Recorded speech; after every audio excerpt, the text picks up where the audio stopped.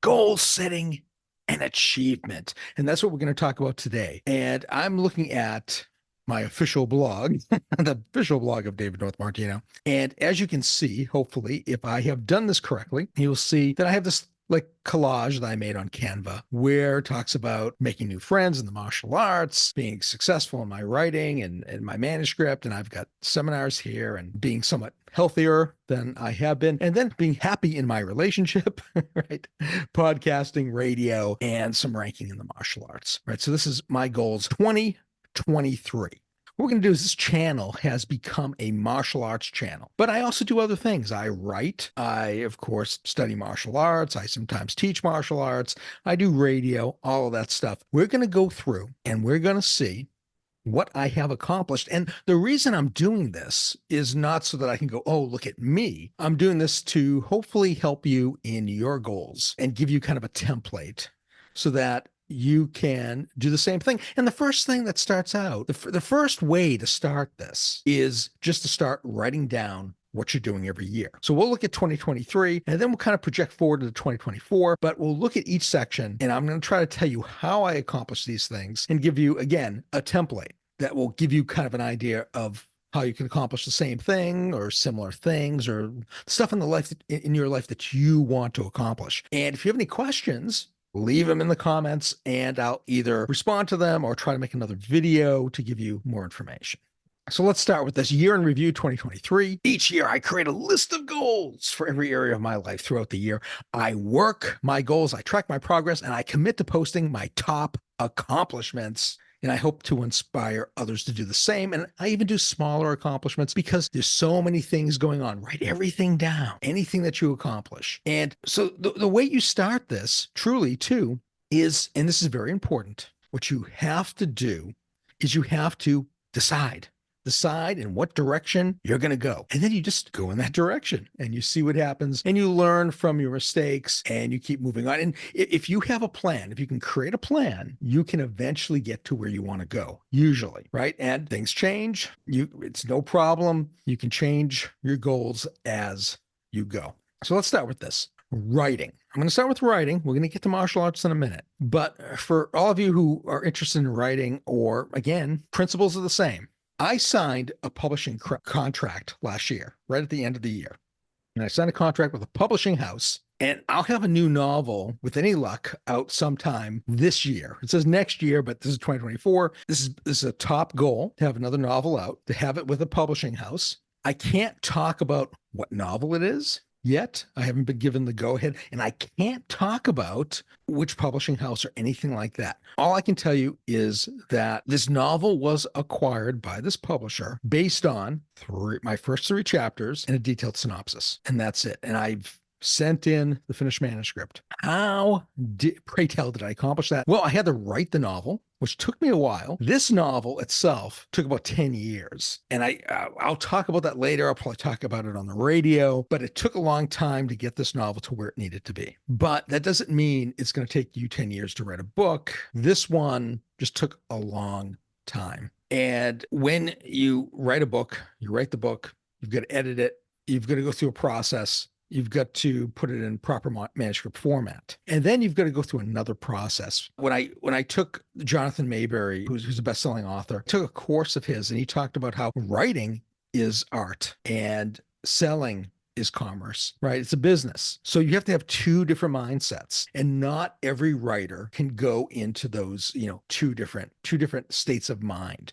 It's difficult for many writers to get out of their creative mind, but it's important. So the way I did this was actually by doing another book. I had a book. It didn't take me as long to write. And I had written this book, and I really like this book, but a big problem with this book is it might be a little bit politically incorrect now. When I started writing the book, didn't quite realize it. When I finished it, I was like, But I found an open call for a publisher who was interested, right? They were interested in, let me tell you exactly what I had to do. Again, I had to take the first 3 chapters, make sure they were edited well. Then I had to write a synopsis. I had to write a query letter. I had to write a bio. I sent that in. They contacted me. They said, you've made the next level, where they asked for the full manuscript. I sent the full manuscript in. Long story short, they decided not to publish that one. I was told that it was only because they had too many. They had to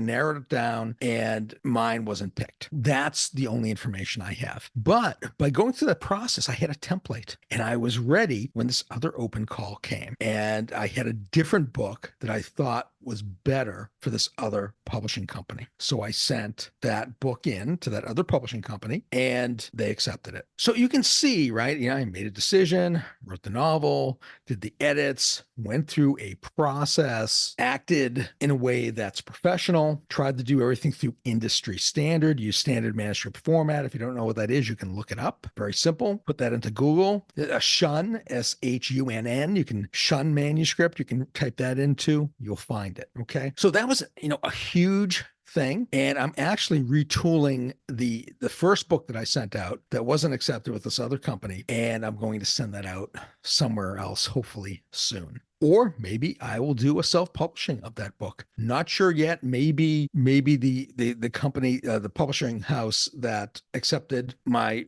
other book, maybe they'll take this one too. Don't know yet. Gotta wait. Probably have to wait for sales numbers. Okay. So if you want, if you read, if you're interested in that book that comes out, I'll let you know. Don't worry. The more I sell, the more they sell, the more likely it is that I'll be able to put out another book with them or another publisher, depending on what's going on with that. Now, so Wolves of Vengeance, my horror novel, Wolves of Vengeance, and it's really not just a horror novel, it is a multi-genre novel. But I publicize it as horror because you gotta kind of focus in, and it's probably more horror than anything else. But it's kind of a horror thriller, and it has some military thriller elements. And that became a #9 bestseller in free occult horror, top 100 free Kindle books. Now, again, right, but top 10, and that's not easy. The way I did that this time was I participated in the first annual Terrify Your Tablet / Spook Your Kindle program. Again, made a decision, decided that I would bring down my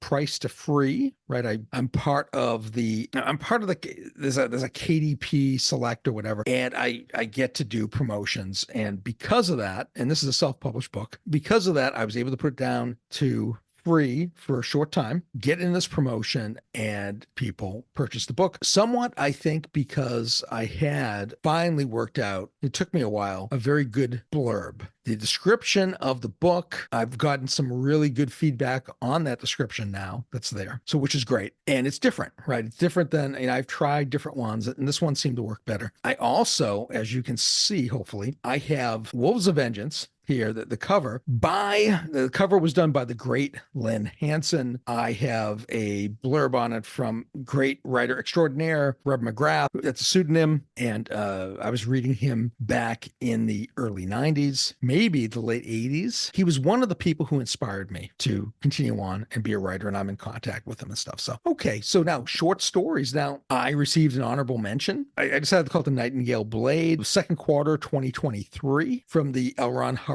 Writers of the Future contest. And it's open to, you have to check to see if you're eligible. But even if you're selling fiction, you might be eligible. It depends on how far you've gone in your career. And you want to check out their website, and it's free to enter. And they even have a workshop and everything that you can go through online to learn to be, a better writer and to write saleable fiction. Only about 10% of people who submit get this. And at one point when I was first getting these, they said it was like 2%, right?